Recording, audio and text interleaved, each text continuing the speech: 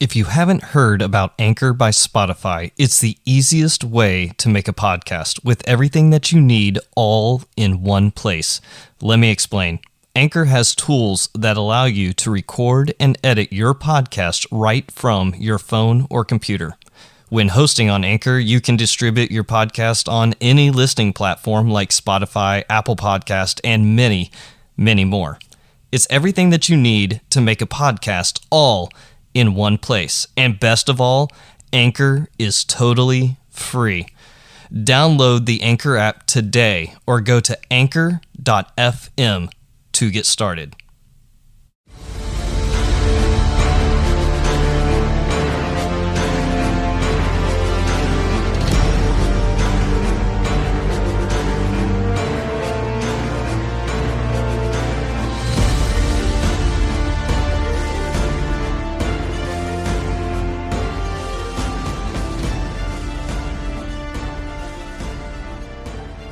Welcome to the Wartime Leadership Podcast, where we explore what spiritual resiliency looks like from different perspectives.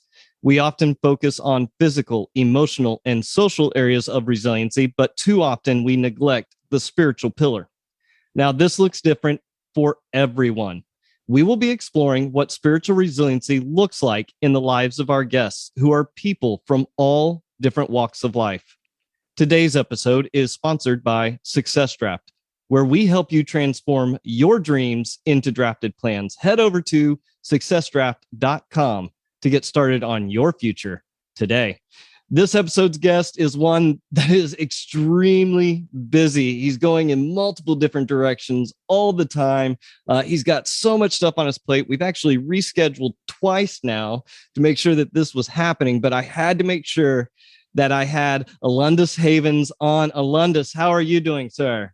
I'm doing well, brother. Thank you again for letting me on. And two, thank you for being flexible, man. Life events happen and you're a great human being. You understood. You said, hey, man, take care of the family. We can always reschedule for later on. So really shows your character, brother. I appreciate you from the bottom of my heart. Hey, this guy is a hell of a father. I'm just going to tell you right now, like the time that he takes for his little baby is absolutely awesome. I told him the number one job for he and I both is now being parents.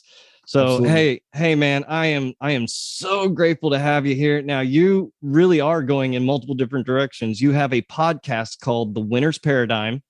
You have the Winner's Paradigm consulting firm, which is now transformed into something a little bit bigger called AIM. Why don't you walk us through that a little bit? Absolutely. So first, I want to talk about how it actually came to be of starting AIM. And because then it's going to kind of show you, the process of it. And I talk about it a lot. We'll get into it later on kind of my origin story and where I got to where I'm at. But part of it, I actually was working with a company helping other veterans increase their VA disability. For me, it was awesome, because I made my mark and it was getting people up, but it was tough. It was emotionally taking its toll on me because we got Vietnam vets, didn't get taken care of. Media was terrible for them. So the way that they perceived the world was very angry, or they were going through things because they never got the help that they deserved. So I love that position. It's just I ran into a point where my nanny actually ended up moving to Minnesota. And it was something from there where it was like, man, it took us 6 months to find a nanny. And what am I going to do? So I'm making sales calls, holding the baby. I'm figuring out, oh, shoot, how I'm going to make it happen. My manager calls me and starts asking me, hey, why are your numbers going down? I'm like, because I'm not making cold calls in between calls. I'm taking care of my daughter. I gave you a corrective action plan. I told you how we can fix it. It's going to take time. If you can respect it, I understand. If not, I don't get my bonus for the month. That's on me. I was already working 60, 80 hours that anyway, on top of going to school at the time and being a father. So I was sucking a little bit for working too much in this job. And then what happened was they approached me. And when I talked to that manager, is your heart still in it? So from there, I got a little upset. I'm like, I give you a corrective action plan on how we're going to fix this. You went that way. So all of a sudden I start checking out because I promised myself after the Marine Corps, I actually tore all the cartilage in my right knee. I was on a meritorious sergeant board. When that happened year 2, that got stripped. You're trash. So from there, I promised myself I'm never going to compromise my integrity, who I am, what I'm doing. I'll move on. Peace.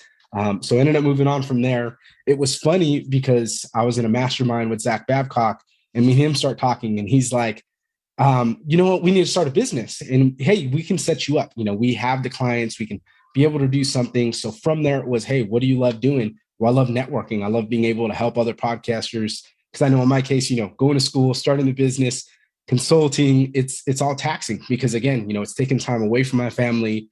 One thing Zach does is he works 16 hours a week, 4 hours Monday through Thursday. And it was something where I was like, man, I want to get there. Like, he's over here posting stuff with his family every day. I want to be that. So it was one of those awesome to work with them because our core values aligned.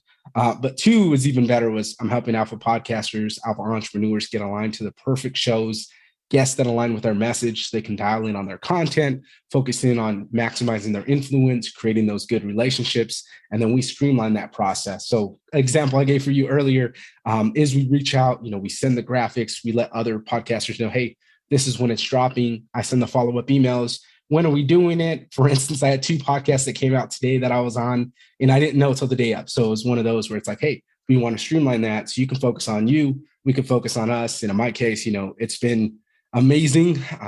This is going to be my 3rd month quitting my job and moving into starting the business. And my life's definitely changed. Next week, I'm actually flying out to St. Louis to be able to go to Zach's event, Underdog or Alpha Underdog. So it's going to be awesome, interacting with other people. Before, I never thought these things would happen. Now, I told y'all that he was busy. Like I told you the man was busy, but good God. I mean, just being able to fit in this time, dude, the time that you're taking to invest into me, into this podcast, absolutely worth it.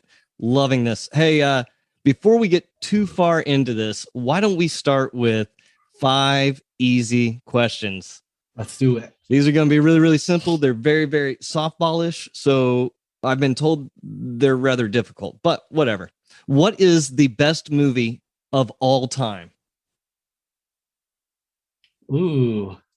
Yeah. It depends. What kind of, are we talking about categories or? Nope. This is all based on perspective. This is you, man. This is you. Pulp Fiction. Okay. You went a different direction than I thought you were going to go. I'm honestly, I grew up on all the old war movies, so part of it too, I don't really talk about it, but my great-grandfather was a POW World War II, so he was all into the original Battle of the Midway, Bad Boys, RoboCop, so I grew up on all those things with him, Godzilla, but for me, it was like watching those, like Pulp Fiction, I had to watch 3 times before I understood it, and then I was like, man, so you're telling me this is the middle of the movie at the beginning or the end, Yeah, exactly. See, that movie that was that way for me was A Clockwork Orange.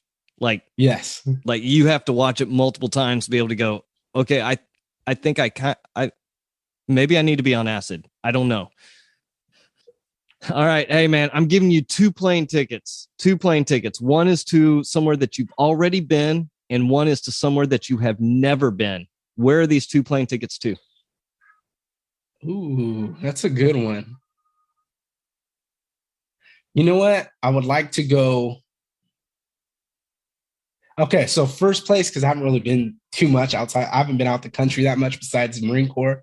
But I'd say first one I do is Germany again, because we flew back there after Kuwait. And that was a wonderful time getting hammered off that beer. I don't really drink anymore. So yeah, we'll, have a couple there and enjoy it. But I would love to be able to go back, experience that with the family and kind of do that. I also have a little bit of German in me. So kind of cool because it's like, I don't look like it, never learned about that side, but maybe learn about the culture and like it. You know what I mean? Somewhere I haven't been, that's a good one. I'd probably say Bali. I've seen a lot of people go there. Oh yeah. And that's somewhere I'm like, you know what, I'm going to do that. I'm promising my wife, hey, if you give me these times to work on the business, let me do this business trip, I'm going to take you somewhere. So I'm planning something big for her. Now that's awesome. When I retire in 2 years, I'm taking my wife to Israel. That's awesome, bro. That is where we're going. All right. So what is one thing that you find repulsive? Ooh, I'd say fighting one opinion when it comes to politics. I don't like getting into politics, but I say, a lot of the time, and why I get so angry with people is I'm in the center for more of the left socially because I went through certain things, and then conservatively, when it talks about economics. But for me, it's really when someone's fighting one way and then they're trying to tell you this is how it is, and I'm like, man, these things happen, and it's like, if you haven't Mm-hmm. experienced it, you haven't been through it. I had a friend like that where it was just like, he said these crazy things because he grew up differently than me. And then one day we had a character breaking moment. We went to go get some tacos in LA. It was not in a good part. And I start laughing because I know how to conduct myself and get through it. And this guy's like staring. I said, hey, man, game them up before. Don't be staring. Let's get the move on. Let's start walking. Because in my head, it's like, go, go, go, and he didn't know. So it was awesome, being able to have that conversation. And it was like one of those where I was like, I don't think I like this guy because we just have totally different views. But it was something like that, brought us together. And then I was able to actually help him out, be able to get better on that personal level. Character break-in moment. I like that. I'm actually going to steal that from now on. Whenever I talk to my airman tomorrow, it's going to be all about the character break-in moment. So I cannot agree with you more. Empathy is a huge thing, man. Empathy is a huge thing that is lost on a lot of people. And it's so important to be able to say, listen, I don't know where you've been, or I don't know what you've been through, but I'm willing to listen. Completely opposite side then. I know what you've been through. I have no idea what it's like to be a pregnant woman. Come on. Absolutely. Yeah, that was one of those, like, kind of like people coming up with this abortion stuff lately. And it's like, man, my wife's had 2 miscarriages. She almost died. So of course I'm going to be for it. You know what I mean? Like, I can't tell you, like, my religious views aren't changing that. Church and state are supposed to be 2 different things, but it's kind of contradicting anyway. So it's like, yeah, I'm for it because my wife almost died. Like, I'm not going to BS it. I'm not going to go around it. People were like, oh, well, I'm like, I still have my religious views, but I separate them from that because things happen. My wife almost died. We didn't know if we were going to have our actual daughter. So it was something stressful. We couldn't be happy about the pregnancy. And I'm like, that was tough. You know what I mean? Wow. That's saying a lot right there. That's wow. All right. What is in your shopping cart right now that you have not bought, that you just can't buy? It's in your online shopping cart. I buy everything in my shopping cart. That's the problem. Like we talked about before, you said I'm going to ask you one book. Yeah, I have a stack of like 30 books right here. I just buy. So what I used to do is when I'd have every paycheck, I'd buy at least 1 or 2 books. And then it just kept allotting. Sent a couple from people. So now I'm slowly breaking through it, but it just depends. Some books you take slower to read, some you read faster. So yeah, it's a process. All right. Final question. Who's your favorite superhero? Batman. All right. Why? Absolutely. I'd say Batman, and the reason why. So I don't want to go too nerdy into it, but I'll just say it really looks into it when you look at like warrior ethos and that, right? Yes, his parents did die, and that was the main factor that propelled him forward. And people don't like him because he didn't believe in killing people. Even like Superman would get into it with him because he didn't want to kill people. He wanted to be able to let them be. I love Batman because it's like he does whatever he can do to win. He figures out the way to win. He gets over it. And then he brings people up during it. He may not be the greatest leader with them, and they may be like, oh, what the hell is this guy talking about? But later on, they see it and they're like, man, he really did that. He took the time to honor his craft. He has the money. He has the smarts. So it's like he really did come fortunate, but he went through all these things, checked off all these boxes, worked on himself to be that final finished product, which a lot of times, with people, we don't see that as face value. We're like, oh, that's just a rich kid. In his case, yes, he is a rich kid. Parents died, went through all this adversity to make it happen. But yes, they died. But yeah, exactly. he's just a normal guy that has absolutely no super. So who's the best Batman then in the movie series? Ooh, I would say Christian Bale. I love Christian Bale. Ben Affleck has grown on me.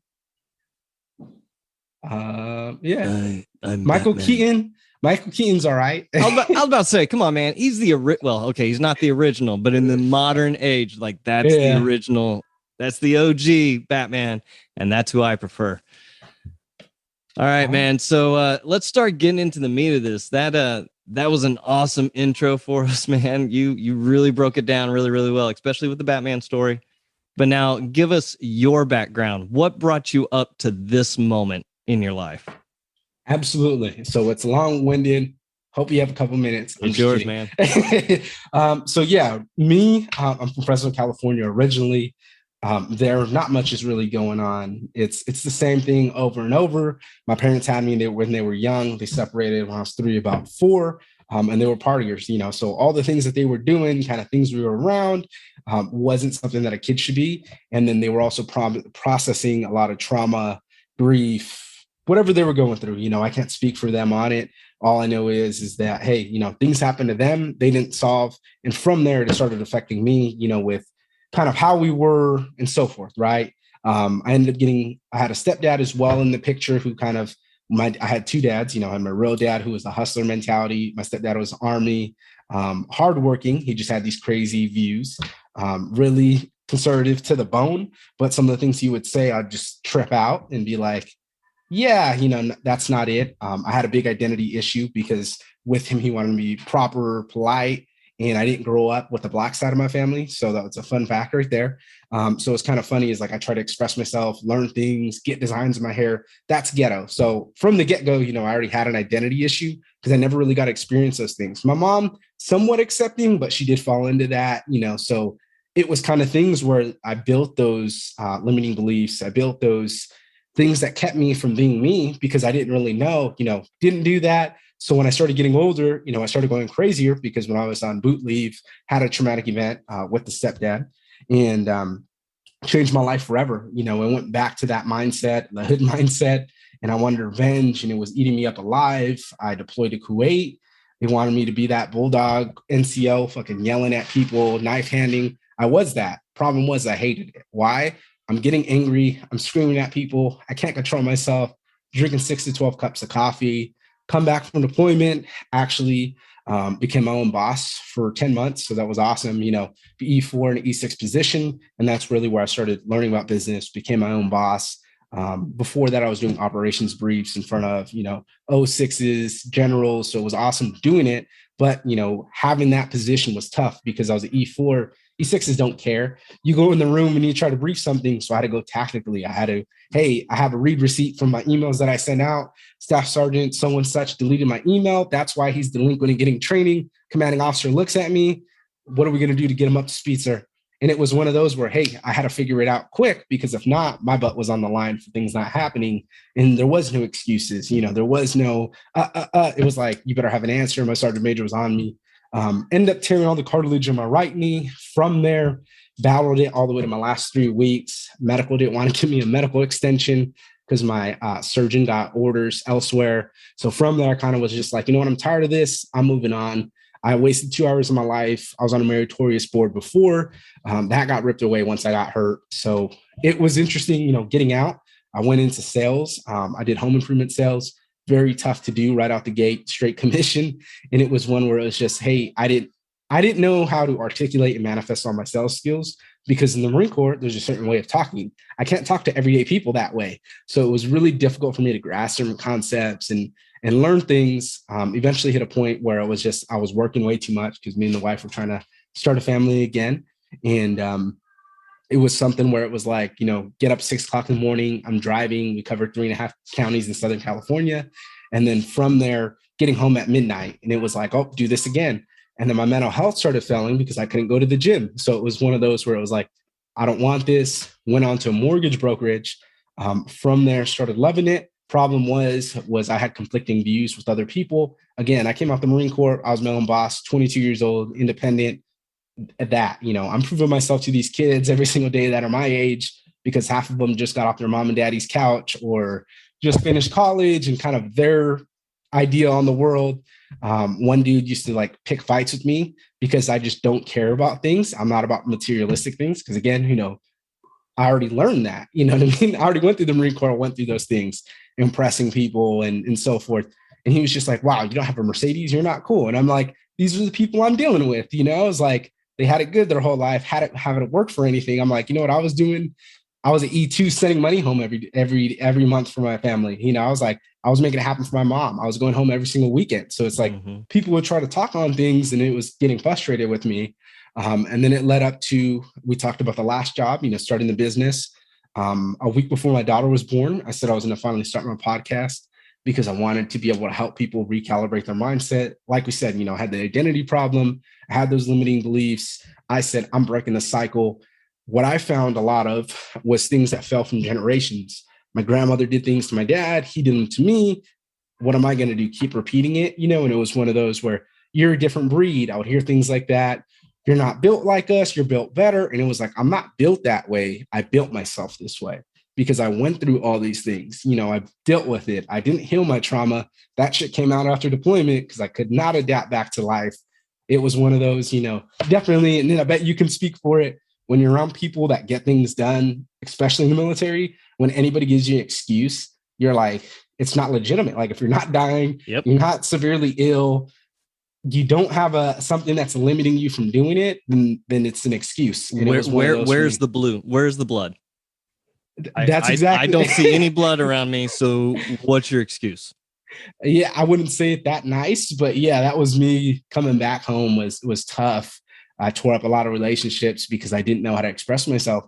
And it was one of those where it was just like, I was so used to yelling at people that's where that self-help started. And I started saying, hey, I need to figure out what it is, you know, eventually led to meditation, which led me back to praying. But it was awesome, you know, having that whole process, learning all these things because I was able to start sharing it with other people. And that's the objective of my podcast as well. And that's absolutely awesome. Like I find that this is very therapeutic for me to be able to just have a conversation with somebody and talk through these types of things, especially when it's a military individual. When it's prior service, excuse me, in your case, once Marine, always Marine. So as always, as a Marine, it's easy, right, to have this conversation here because been there, done that. Absolutely. And a lot of that's those experiences. But I really like how you say recalibrating your mindset. How you did that through what ways? Good question. Research and however you want to take it. You know what I mean? Some people tell you get off YouTube, get off TikTok. I'm not. I'm going to tell you I consume a lot of TikTok. Why? I get to get everything I need there. I get to learn about nutrition. I get to learn about what kind of workouts I want to do. I get to learn about mindset. That's what you got to do. You know, you got to surround yourself with the people. So for me, it was joining masterminds, getting around people that are doing things. What's actually funny and why I got led to kind of with Zach's team was I just commented on Facebook in the Facebook group. And I was like, hey, man, you're very inspiring. You went from prison, you started a 6-figure business. Like, man, I look up to you so much. And I haven't even went through that. You know, I got off the military and now I'm over here square one and I'm twiddling my thumbs, you know, going to college. But I figured out college isn't for me at the time just because I have, you know, different belief system. They're making me write these papers. I don't care. You know what I mean? I really don't care what this is about. And it was one of those where it's like, yeah, now I finally have my last month next month.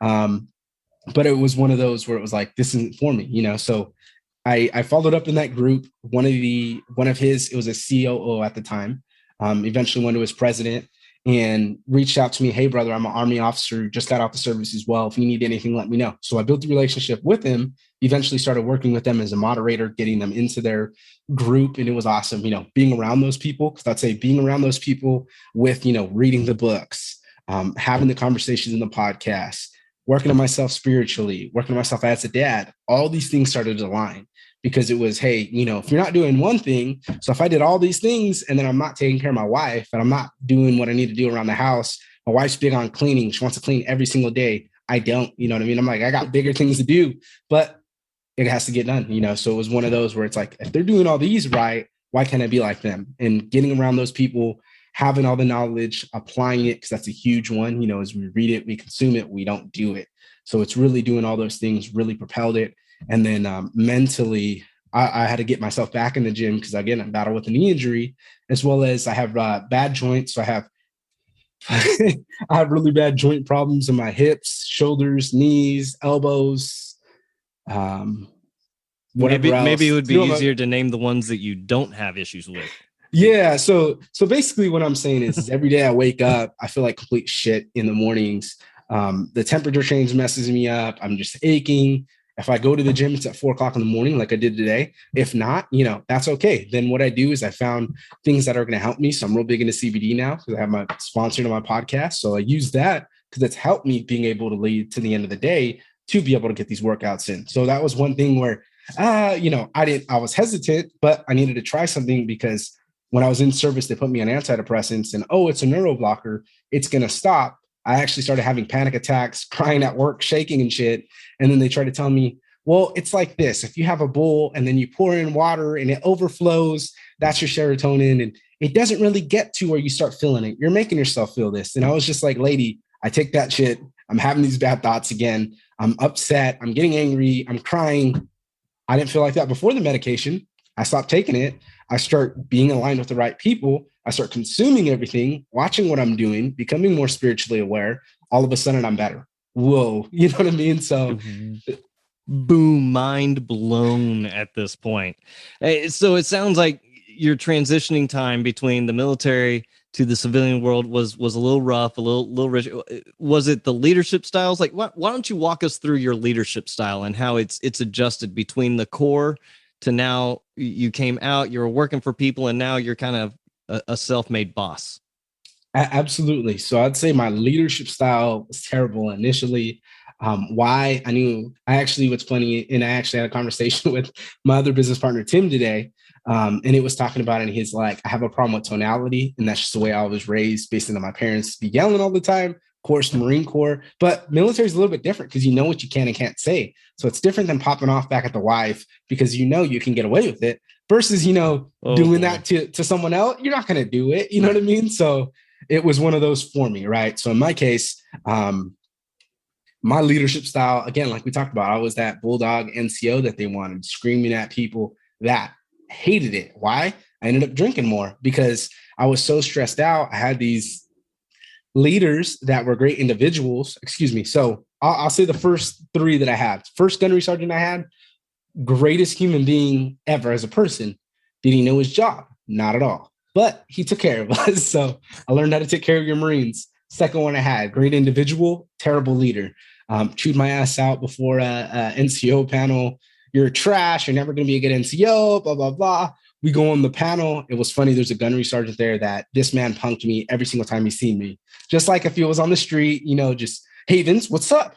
Hey, Vince, what the hell are you doing? And it was just like, I hated this man, like antagonizing the hell out of me. I get there to there. He says, what are you going to do? You pick up corporal. She looks at me. She's like, hey, Vince, don't say it. And I go, nothing, gunnery sergeant. The whole promotion panel starts laughing. Master gunnery sergeant majors are laughing. They're like, why? I go, I do everything to the best of my ability. Now I'm running every single day. I'm passing out the flight schedule. I'm running my shop at that time, I was an E3.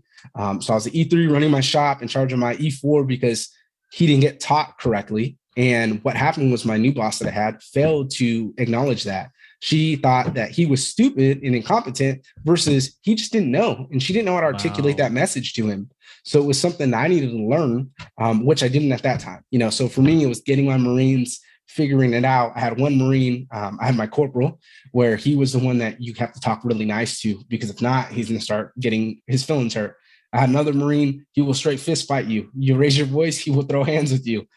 He threw a chair at a desk one time, like, he was just like that, and then I had another Marine that I dumbed everything down and I was like Barney style, like they say. And then I thought he was incompetent to do his job. And it was one of those where I was like, nah, brother, I just don't know how to talk to you. So for me, it was learning all those things.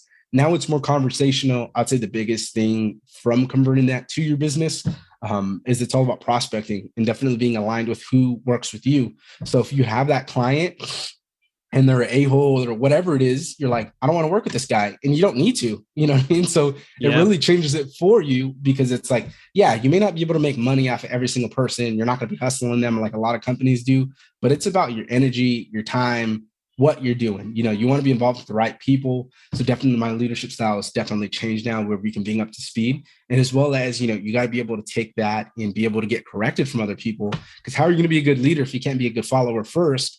Be able to learn this. We talked about, getting all this content, feeding it into yourself. But if you can't even be someone to take constructive criticism, which even now I try to learn things and I'm like, man, I should have said this differently, or this guy's doing this well, I need to get cool with him, because it's all those things, so you can be able to lay that for your business, for whatever you're doing, and make sure you have those relationships. Because again, health is your wealth. I definitely say that, my mental health was shit in the Marine Corps. And now it's something that I prioritize because I know how it feels. I've been there. Funny thing, my wife got it. My wife's injured right now, and she went through the same thing. Somebody less deserving, been in less time, got promoted. And I had to teach her that, I'm like, man, I've been there before. It sucks. And I'm like, you're going to hate me for saying this, but you either get bitter or better. And I'm like, in her case, she can't control it, do the best you can do, keep working your ass off. You know what I mean? She had a hemorrhage in her brain. Like, there's nothing she could have done to prevent that if it happened. You know what I mean? I'm like, take care of yourself. Don't stress on it. You don't need that. I did. You know what I mean? I was that one, like, pissed, going back, storming in the sergeant major's office. Why did this guy get meritoriously promoted? I should be a sergeant right now. Marine Corps changes it to 4 years time in service. And that was right when I got out. I missed it by a week. So it was kind of funny. Geez. That, and even if I would have stayed in the Marine Corps, I wouldn't have got promoted for another year. Because if you're on an extension, they won't give it to you. So it's something for me. And then they were like, oh, if you go on limb, do a third time for your knee, you can get charged with malingering. So that's why I was like, you know what, I'm out. Like, I don't care anymore about making this a lifetime career. They were actually going to try to catch you on malingering? They could, yeah. Wow. I mean, in theory, I wasn't even supposed to get out because I was on my second term of limited duty. But the problem was, and I was playing fuck games with them. I would go. So I went to my surgeon. He said, all right, well, what you got to do is you got to go to the specialist now because you got orders. Go to the specialist. I don't write you the medical extension. Admin does. I'm like, no, they do not. Go to admin. Oh, we can write you an extension, but you're going to have to do two physical fitness tests because I missed both of them. And then I would have to do 2 combat fitness tests because I missed those. And I was like, I can't run them. I haven't ran in 2 years. My knee shit. Oh, we'll go back. So I was going back and forth. And that was where I was just like, you know what? I'm just going to terminate this because I wasn't getting anywhere. I had 3 weeks left. Like, how am I going to start applying for jobs or figuring out what I was going to do if I was still being played with by them? And that's where I was like, you know what? I'll go with the VA. And then from there, started becoming healthier, my mind, body on my own. Now, going back to the VA to get these things corrected. Luckily, I got compensated for it, but definitely was tough. Man, that is the most military thing I've ever heard in my entire life. I kept going to office, back to the other office, back to the same office, back to another. I mean, that is just the most military. That is a lot of the way of what happened. It feels like that sometimes, though, right? It really feels like all you're doing is just chasing a tail. No, it absolutely was that. And that's what was frustrating was it was like I went through that for months because before my flight surgeon, she was not the greatest person. She actually, for my final physical, wasn't cool. She put on there, doesn't have migraines. Luckily, I got all the paperwork for it eventually to be able to claim it. But she screwed me over all these things. And she didn't want to send me to ortho. She wanted to handle it on her own. She told me I need to be a big boy because my body's changing because I turned 21.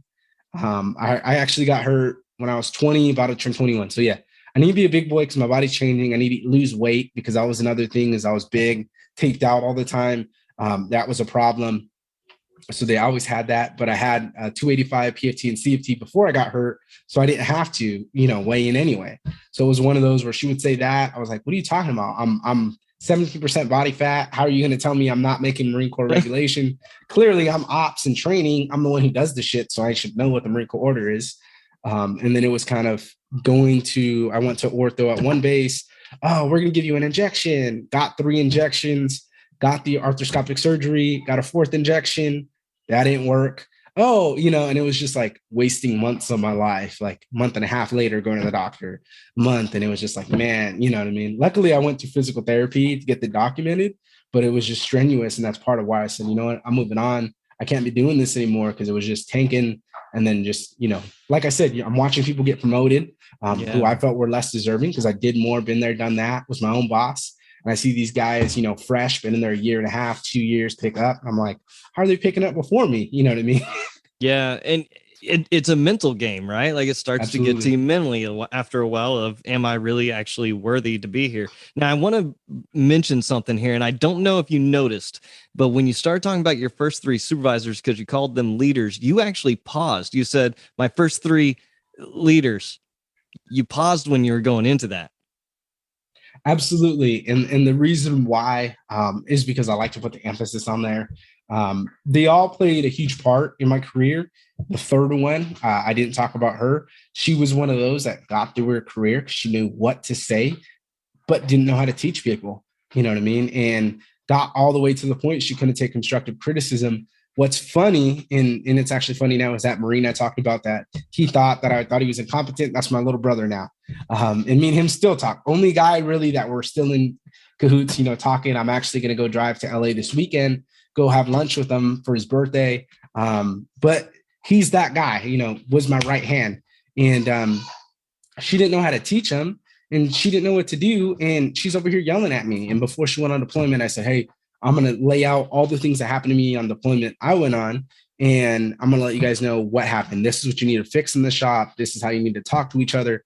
You need to be able to decompress, because there's going to be days you work 18 hours. So not getting that sleep, being hungry, you're going to be pissed. So you better go in the gym and work your ass off. Like, and I'm laying all these things out because this is what happened to my shop. I almost fought my corporal one day because my staff sergeant wanted to put fuel on the fire and start saying that he was saying a bunch of things about me and how bad I was doing of a job when I was the one running the shop. So I was like, he wouldn't say it, but I didn't know, you know what I mean? And that was the game she played. So that other boss was like that. I told her all these things. Unfortunately, she went on deployment with them, repeated the same mistakes. They had a terrible time, hated each other.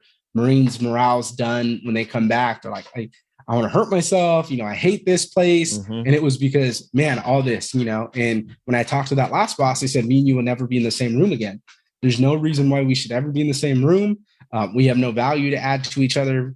You know, I actually set up my own going away party. They didn't even do that for me. You know, normally people get plaques. Wow. My Marine supposedly still has it, but I set my own up because I didn't want her there. And she told me after I got out the Marine Corps, hey, before we deploy, let's go out to lunch for your going away. You let me know. I was just like, no. And then she goes, it has to be during the day because I don't want to spend my free time on you. And I was just like, you're not a leader. Oh, wow. I respect the rank, but not you. And it was just, she's one of those leaders that would justify her rank for you to do dumb shit. So I'm a staff sergeant. I told you to do it.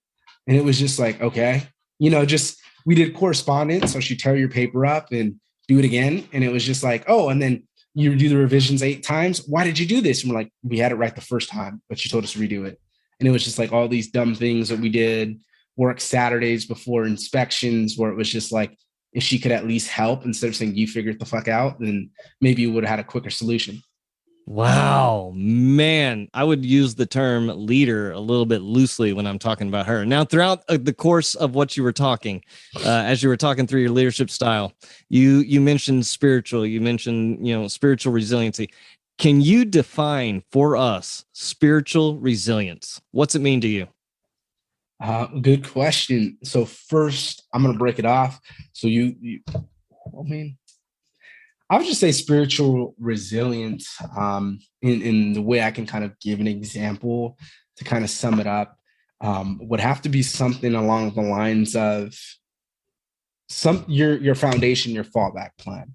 For example, if you look at any successful individual, whether it's in the Marine or in military, or it's in business, they're always spiritually aware, number one, but 2, they have a spiritual practice to follow. You see a lot of people big in meditation. I was one of those. This is bull. Started doing it myself, working on my breathing. You know what? I can actually control my anger problem. I actually don't want to snap anymore. I actually feel a little bit at peace. I'm actually able to now have that time where I meditate, pray, you know, and I can journal after and say, hey, this is what's going on. How can I fix this? Give myself my own solutions. So I'm proactive on these things, you know, so I'm cognizant of what's going on.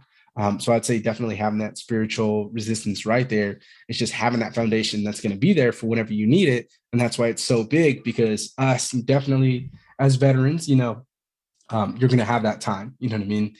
We process so much things. There's PTSD, anxiety, I have OCD. It's like, you got to be able to break all these things off and heal, and have that proper fallback plan, because when it happens and you're not ready, it's terrible. You know what I mean? That's where we start going on those bad paths.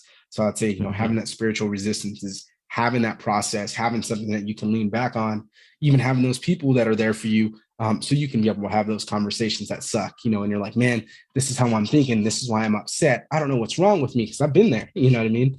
And now it's like, you know what I do? There's trauma that happened that I never solved.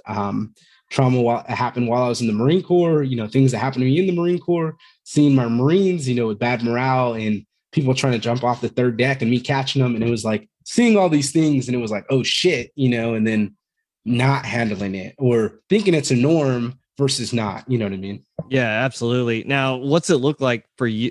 You know what? How about this? Let's jump ahead a little bit. Give us a moment when you had to rely on spiritual resilience to make it through, when whether it's in the Marine Corps or a deployment, wherever it is for you. What did it look like? Absolutely. So with me, what's funny is I actually didn't have it while I was in the Marine Corps. And maybe if I did learn it a lot sooner, it would help me. You know what I mean? But back then it was a lot of processing, drinking and going crazy, and at the time I was going through a lot of shit personally. With my family, I felt like I lost all of them because there was an incident that happened on boot leave, and from there my whole family flipped. So it was like I didn't really have much people. Ended up getting out the Marine Corps, like I talked about that mortgage brokerage. Up until that point in my life, I never really had anything that I failed besides a couple classes in school. And then, of course, at my A school or my MOS school, I failed a bunch of tests because we had to learn about these aircraft and all this dumb. We don't even use that. You work on one aircraft for your unit that you're at. You don't need to care about what the Black Hawks are and what's the aircraft series name. No. So I was failing all those tests. I failed two. Luckily, didn't get reclassed, but go to the mortgage brokerage, trying to start my own business, trying to start the podcast, working full time, studying after work to be able to pass that exam, working, working my bachelor's, and then trying to start a family, trying to be a good husband. And it was like all these things that were happening to me, started gaining weight, was depressed. My grandfather died, and he was the glue to everything. This man, I deployed in 2016, or excuse me, 2017. That was when the Dodgers won the World Series. I'm a Dodger fan. And he would text me, hey, man, the Dodgers and the Astros won, and this is the lead. So I'd be looking at my phone in the middle of the night, you know what I mean, waking up. And I see all these things. I'm not watching that at 2:00 in the morning out there. And it was awesome, having that. But he ends up dying, and I was like a chicken with their head cut off, running around. I didn't know how to express myself. That was my person, that last year of life for him. Me and him talked every other day. We'd be texting each other, making jokes. And it was like the dad that I always wanted. And me and him got to that personal level. The reason why we didn't before, he was real positive. He was that happy-go-lucky dude. He didn't believe in having family beefs. He didn't believe in anything. If anybody was a bad person or anything that they did, he'd be like, forgive them. And he just lived his life that way. I'd be so angry with him. You don't understand, you don't understand what these people do to me. You don't understand why, I don't really have great relationships with my parents, and trying to explain that. But he's like, that's your parents, and he was just real old school on that. But he dies. And that's where really it fell for me, was I didn't know, got in a fight with my dad, and I shouted at him one day. Me and my grandpa were closer than me and you'll ever be. And I took that to heart, and I really examined that. And I was like, well, there's a lot of hurt. There's pain behind it. Is it true? Yes. Do I ever think we can get closer? Yeah, we can, but it's never going to be that point, because we can never have that 100% vulnerability. He gets upset. That's his personality. He's always been that way, So for me, it was kind of learning how to be my own person. And that was where it was reading, becoming more spiritually aware, getting around the right people, really, getting big in affirmations. I know a lot of people aren't into that, but it was something where it's like, I am powerful. I am this or that.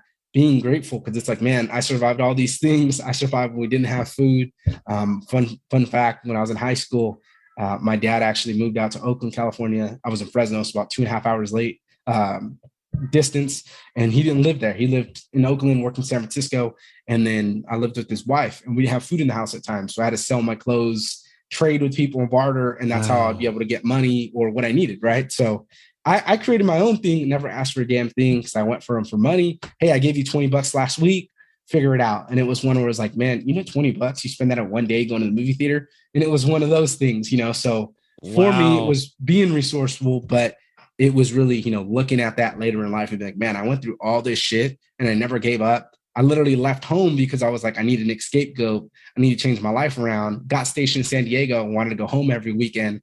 And then it was one of those where it was like, why am I coming back here? Everybody's in the same dumb shit, getting in the same thing. I'm fighting all over again, partying, getting pissed drunk. I had 3 friends that died in 3 years. My junior year of high school, best friend died a week after high school. And then had another friend that died before I deployed. So those were all taking a toll on me, where it was just like, man, that. And then I also got pissed drunk, said I was going to kill myself in front of that friend who died last. And he actually had cancer. So it was one of those things.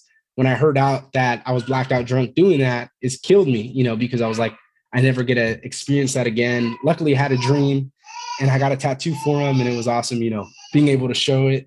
But it was something that I was like hurting on. I never really processed these things of, hey, what's wrong with me? What's going on?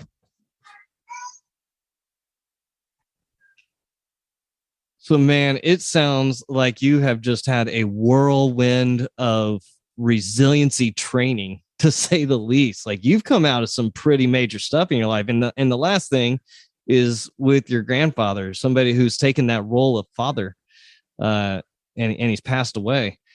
It's just, how did you bounce back from those situations? Like, what did you do to build resiliency within yourself? Absolutely. So, like we said, it was the gratitude, affirmations, really piecing it together. But what I would say for me, it was the digging deep part that you don't want to do. Sometimes we got to live through that shit we don't want to live through. So it was saying, I'm not okay. I'm not okay. I'm really reactionary. Why do I get reactive? Because that's how it kept me alive. That's how it kept me aware in Kuwait. You know what I mean? Kuwait wasn't even bad, but it was just observing all these. Our base almost got hit by ISIS a couple times. So it was like already having that mindset, so I'm going, you know what I mean? Like, for instance, they said ISIS was going to attack the base one time. People start flipping out. They start going crazy. I'm going to call my family. Me and my best friend, he's a corpsman, he's a chief. And me and him kick our feet on the desk. We start laughing. He's like, I already went through Iraq, Afghanistan 4 times. And then he looks at me and I'm like, I got a knife, because I knew we didn't have enough rounds if it were to happen. You know what I mean? I'm like, we're going to die anyway. I'm not going to call my family before. So it was like already having that, and it's kind of the mindset aspect. So for me, when I started piecing everything together in life, it was just like, well, what don't you want to be? Well, I'm drinking, I'm partying, I'm doing that. My dad's that way. He's going to be 50 years old. Actually, funny, I had my daughter, and then he has a kid right after me. Oh, geez. And it was one of those where like we're bumping heads, and him and his wife got a divorce, and he was calling me saying, I have 5 girlfriends. And I was like, man, you're 48 years old. Clean your shit up. Like, why are you talking to me about these problems where it's things that you could have handled years ago, or you could have stopped doing? And for me, it was like I was going down that way. And then I finally said enough was enough. Now we hear the kiddo. We love our kids, right? So how do you build spiritual resiliency within your family, taking what you had in your past and now coming to your immediate family? Good question. So what I do is I'm visual. I write things down. I make sure that I don't want to repeat it. Actually, me and my wife have a lot of conversations on these things. And then to top this off, because I made sure I want to be the best dad I can be, I even joined a mastermind lately about being a better dad. So that's what they teach you, is how to build patience, how to become a better father, husband. And it's one of those where, man, it opens up my eyes. Like, when we get off these cues and we're like, what are you doing? So it's like, I'm finally picking up on it. Okay, yeah, my wife needs me to clean the home in order for her to be happy, so it's like piecing all these things together. And in my case, we don't know everything. So why don't you get around those people that do know it? And then you got to put the work in, and you got to be able to do it. And sometimes that's what sucks, as men, we push, we do all these things, and we feel like we're not rewarded for it, or we feel like we're not appreciated. And it's just really like dialing in back into us, and then having those conversations so we can be able to be transparent on that page. And I'd say that's what's huge from point A to point B with my wife is, saying, hey, like, these are all the things, having those conversations. And she's like, oh, well, you just don't like anyone. And I'm like, no, I actually, I used to have a problem where I just didn't fit in, and I just didn't feed into things people were doing or whatever, because I already been there, done that, So it's like, now when I click, the reason why I don't click with every single person is I'm transactional, and I have to have value in exchange. So if you're talking about bullshit, you're talking about nothing, and you're complaining about your problems, I don't want to talk to you, because we're not going to get anywhere, And it's like, it's different if you're talking to someone and you're helping them and saying, hey, this is how we can get you up. Let's start you a side hustle. Let's do this. What are you interested in? Versus the person who's like, I can't do it. It's hard. And I'm like, yep. I have those conversations, you know what I mean? I have that with family, where it's just like, you can't help yourself. I'm not going to help you. You can't help yourself. How am I going to help you? So it's having those. Yeah, no, I totally get it. Yeah, I totally get it. And what it sounds like it's a really big link in for emotional intelligence, that EQ, really understanding the emotions of who you are and the people that you have. This is something that we're learning a lot with our son. We adopted him 2 years ago, as my listeners awesome. Know. They know that we went through that process. And a good portion of that is emotional intelligence, learning how he feels in the same way how my wife feels. And that's why even like you and I's conversation has really, evolved over time, because of the fact that we go back and forth with emails, but it's a genuine care that I have for people whenever I listen to them, and I understood what you were going through in those moments. So I wanted to pause, let you have that time to do what you need to do. But that's just a little bit of actually giving a crap, right? Like actually caring about the person that's sitting across from you. 100%, brother. And I really love that about you. So thank you for that. But no, that's really what it is, is we're all people, we're all here on our same journey. Whatever you think, whether you're religious, you're not, you're spiritual. Like for me, I'm more spiritual than religious. Why? Because there was things that I didn't agree with in the Bible, and still there's things that I don't, and there's things that I do, so I follow those things, you know what I mean?